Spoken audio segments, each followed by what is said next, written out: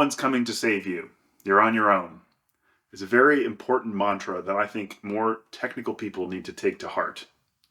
Sometimes you just need to figure problems out and not just dilly-dally waiting for someone else to come save you. In this video, I'm going to be going over why I think this mantra is so important, why I've made it so core to my work life that I've 3D printed it and have it hanging above my office door, and just in general, why this mantra is so empowering for getting things done. Let's get into it.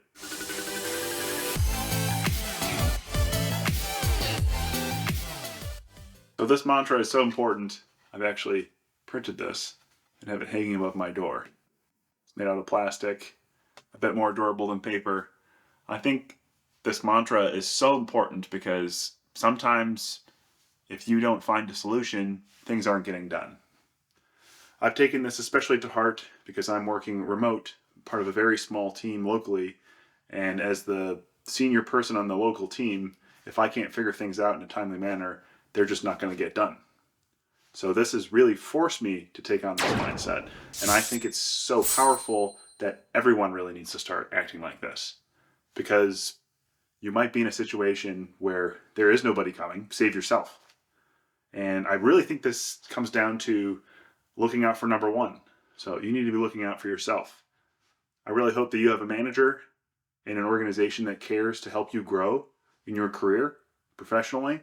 But if you don't, sometimes you need to start having some introspection here and deciding to pivot to a different job, try to change managers. I know I've successfully been able to change managers several times in the past where things just weren't going well and I really wasn't getting the support that I needed.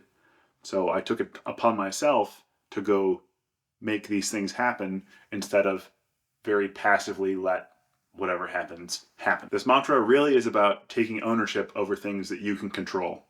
So things directly within your sphere of control. Then you have your things in your sphere of influence. But in your sphere of control, you should be taking charge of all these things and taking ownership over how these things go. This extends far outside of work to your personal and relationship lives as well. And it's really just a big mindset shift. At least it was for me.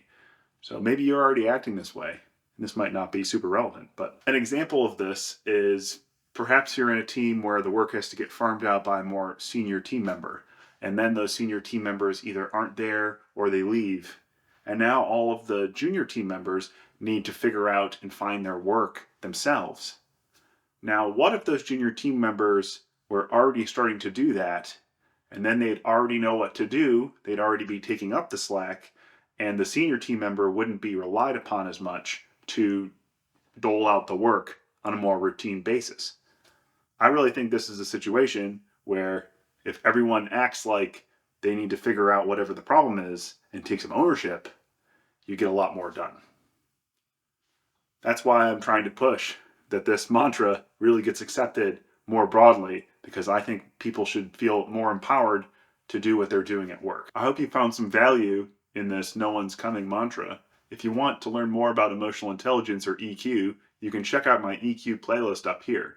Or if you're ready to move on to social intelligence or SQ, you can check that playlist out down here. Or keep doing what you're doing and getting the results that you've been getting. Totally up to you. Hope to see you soon.